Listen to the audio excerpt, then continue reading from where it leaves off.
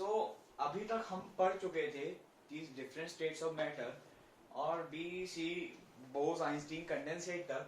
तो अब हम पढ़ेंगे latent heat of fusion basically. तो लेटेंट हीट क्या होती है? आप एक आइस क्यूब लें, उसे बॉईल करें, मतलब उसे टेम्परेचर बढ़ाइए और उसे पिघलाने की कोशिश कीजिए। आप वो एक बीकर में, या आप एक बीकर में एक आइस क्यूब लीजिए और उसमें थर्मामीटर लगा दीजिए और वो बीकर का जो टेम्परेचर है वो रेज करती रहिए। जैसे कि आपका बीकर आया, ठीक है, आपका एक ग्लास का बीकर है ट्रांसपेरेंट, उसमें आपने एक आइस क्यूब रखा और उसमें आपने टेम्परेचर के लिए टेम्परेचर देखने के थर्मोमीटर जो आपके घर में होता है वही यूज कर लीजिए। तो आप उसे फिट कर लीजिए, ठीक है। तो आप नीचे टेम्परेचर को राइज कीजिए, बर्नर की हीट है, कुछ और नहीं है, मतलब ऐसे एरोज नहीं है, हीट है बर्नर की जो फ्लेम निकल रही है। तो आपका एक टाइम ऐसा आएगा जब आपका जो मेल्टिंग पॉइंट जो होता है और बॉइलिंग पॉइंट, वो मेल्टिंग पॉइंट और फ्रीजिंग पॉइंट ऑफ वाटर जो होता है वो 0 डिग्री सेल्सियस होता है। अगर आप सॉलिड को लिक्विड में कन्वर्ट करने के लिए कर रहे हैं, तो जैसे कि आपने करा, तो आपका टेम्परेचर एक समय पे आके रुक जाएगा। जैसे कि आपका ये आया, आपने वाटर लिया, इसे छोड़िए, आपने वाटर लिया रूम टेम्परेचर पे 21 डिग्री सेल्सियस, 22 मान लीजिए, वाटर लिया, गर्म कर रहे हैं, तो 0 डिग्री सेल्सियस पे पानी था, मेल्ट वाला, और फिर आपने उसे 100 डिग्री सेल्सियस तक बॉईल करा। तो आपने जब उसे बॉईल करा तो पहले एक समय पर आके उसका टेम्परेचर कुछ समय के लिए कांस्टेंट रहता है, कुछ समय तक के लिए कांस्टेंट रहता है।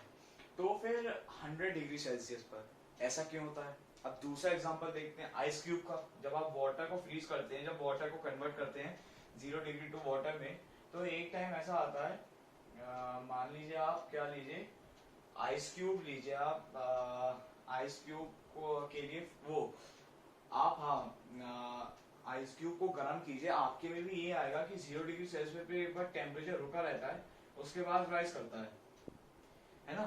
तो पहले हम वाटर देखते हैं जो आपका 100 डिग्री सेल्सियस पे बॉईल हुआ और टेम्परेचर कांस्टेंट है।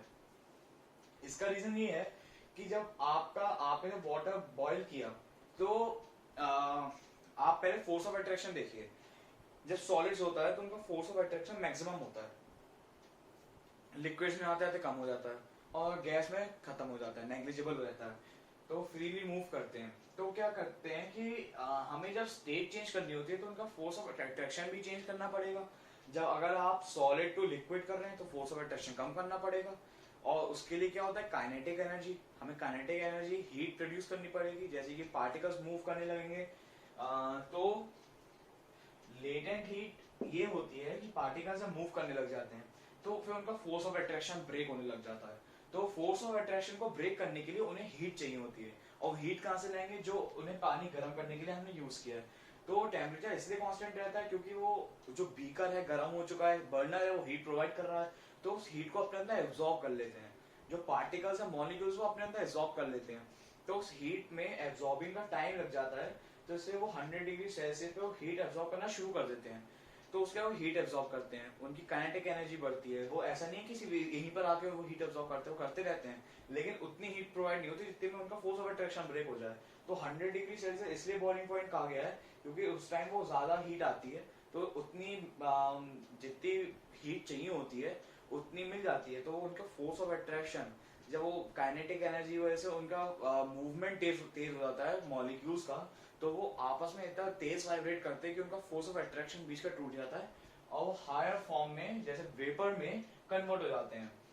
अगर हम इसमें ये लें कि आप एक एग्जांपल देखते हैं फोर्स ऑफ अट्रैक्शन का, तो एक आइस क्यूब है, ठीक है, तो ऑक्सीजन है, वो वाटर है, सॉलिड में आइस की तरह, ये है O H H।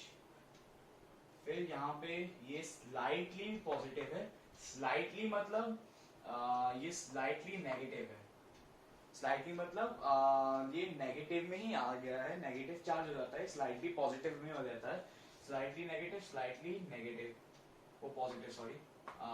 तो फिर इसके चारों इलेक्ट्रॉन्स आ गए यहाँ पे,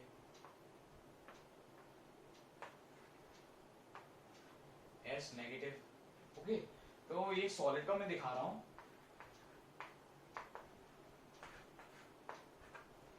तो सॉलिड में फिर ये होता है बॉन्ड होता है, ठीक है, तो आपका ये बॉन्ड बनता रहता है, तो ये आपका यहाँ पे फिर आ जाता है फिर यहाँ पर आपका ऐसे आ जाता है, यहाँ पर O, यहाँ पे पॉजिटिव और नेगेटिव अट्रैक्ट करते हैं, नॉर्मल सा वो है अट्रैक्शन जो होता है उनके में। ये फिर आपका ये आ गया, ये आपका O आ गया जो स्लाइटली नेगेटिव है, ये स्लाइटली नेगेटिव है तो अट्रैक्ट कर दिया, positive negative unlike poles attract करते हैं। उसके बाद फिर आपका ये आ गया हाइड्रोजन हाइड्रोजन हाइड्रोजन, उसके बाद दोनों को मिला के फिर ऑक्सीजन, फिर यहाँ पे हाइड्रोजन, इसका हाइड्रोजन ये आ गया, ये स्लाइटली पॉजिटिव, ये स्लाइटली पॉजिटिव, स्लाइटली पॉजिटिव, ये स्लाइटली पॉजिटिव, ये स्लाइटली नेगेटिव। अब फिर ये हाइड्रोजन वाला आ गया, तो हाइड्रोजन में ऑक्सीजन का बॉन्ड हो गया, फिर यहाँ पे इसके बॉन्ड आ जाते हैं इससे, ऑक्सीजन हाइड्रोजन हाइड्रोजन, उसके बाद इसके आ गए हाइड्रोजन हाइड्रोजन, और इसके आ गए ऑक्सीजन से हाइड्रोजन जुड़ा और हाइड्रोजन से ऑक्सीजन जुड़ा, उसका हाइड्रोजन हाइड्रोजन, ये बॉन्ड बनता रहता है, ये बॉन्ड बना रहता है। ये फोर्स ऑफ अट्रैक्शन जो मॉलिक्यूल्स का बीच का है वो ये है रियल में फॉर्मूला के थ्रू है, ये जो कि ये स्लाइटली पॉजिटिव, ये स्लाइटली पॉजिटिव, ये स्लाइटली पॉजिटिव, ये स्लाइटली पॉजिटिव, ये स्लाइटली पॉजिटिव, ये स्लाइटली पॉजिटिव, ये स्लाइटली नेगेटिव, ये स्लाइटली नेगेटिव, ये स्लाइटली नेगेटिव, ठीक है। तो ये आपका हो गया ये इसके हमने चारों ओर इलेक्ट्रॉन बना दिए,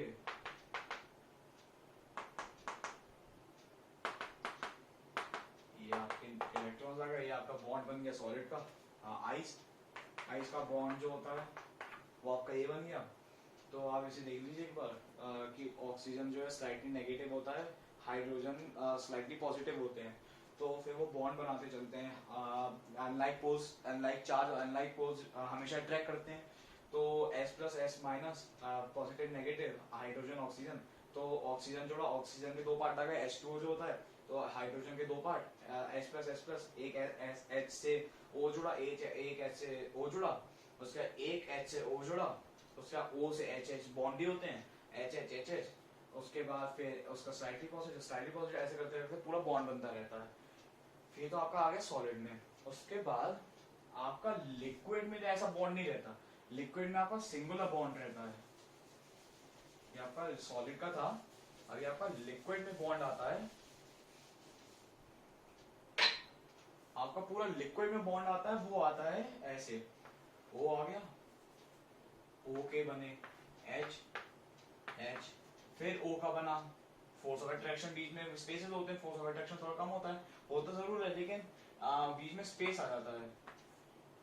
तो फिर यहाँ पे हाइड्रोजन, तो ऐसे करते करते फिर यहाँ पर आ गया O, हाइड्रोजन, फिर आपका यहाँ पर आ गया O, हाइड्रोजन, तो यहाँ पे आपने इलेक्ट्रॉन बना लिए, यहाँ पे, उसके बाद आपने यहाँ पे S minus S plus, force of attraction बीच में है लेकिन पार्टिकल्स के बीच में भी गैप है, तो फिर S प्लस, फिर S minus S plus, S minus S plus, ये आपका ऐसे पूरा बॉन्ड बन गया। ये आपका लिक्विड्स में हो गया, लिक्विड का वाटर में हो गया। अब आपको जब फोर्स ऑफ अब आपने मैंने लेटेंट हीट ऑफ फ्यूजन बताया था, लेटेंट हीट ऑफ फ्यूजन वही होता है जब आपकी हीट वो ये जो वाटर है, जैसे कि हमने वाटर लिया तो 100 डिग्री सेल्सियस पे इसका बॉइलिंग पॉइंट हो जाता है। तो 100 डिग्री सेल्सियस का बॉइलिंग पॉइंट इसलिए होता है क्योंकि 100 डिग्री सेल्सियस से उसको जितनी हीट चाहिए होती है, नेसेसरी हीट जो होती है, जितनी उसे चाहिए होती है, वो वहाँ इसमें इस टेम्परेचर में मिलनी शुरू हो जाती है। तो इस टेम्परेचर में वो हीट एब्जॉर्ब करने लग जाता है अपनी सराउंडिंग से। तो हीट एब्जॉर्ब करने में भी टाइम लगता है कि फोर्स ऑफ अट्रैक्शन ब्रेक करने के लिए। अब वो हीट क्या करेगा, इन सभी काइनेटिक एनर्जी बढ़ा देगा। ये इधर जाएगा, फिर इधर आएगा, ये वाइब्रेट करने लग जाएंगे, एक इधर एक इधर एक इधर एक इधर, ये भी ऐसे करेगा। तो उनका फोर्स जो होगा बीच में इन दोनों के, वो कभी बढ़ेगा कभी घटेगा, बढ़ेगा घटेगा, बढ़ेगा घटेगा बढ़ेगा, ऐसे करते करते वो ब्रेक हो जाते हैं फोर्स ऑफ अट्रैक्शन एकदम। तो उसके बाद वो इधर चले जाते हैं, फिर इधर आते हैं, फिर इधर चले जाते हैं, फिर जब वो दूर चले जाते हैं एकदम से काइनेटिक एनर्जी ज्यादा बढ़ जाती है, तो वो एकदम बॉन्ड तोड़ देते हैं अपना, जो तभी बॉन्ड होता है वो सब तोड़ देता है, वो गैसियस स्टेट पे चले जाते हैं। तो इसे हम कहते हैं वेपराइजेशन। तो आपका ये हो गया। तो लेटेंट हीट का मैंने आपको ग्राफ भी बना के दिखा दिया था कि कैसे कैसे क्या होता है। तो आपका लिक्विड वाटर जो है ये होता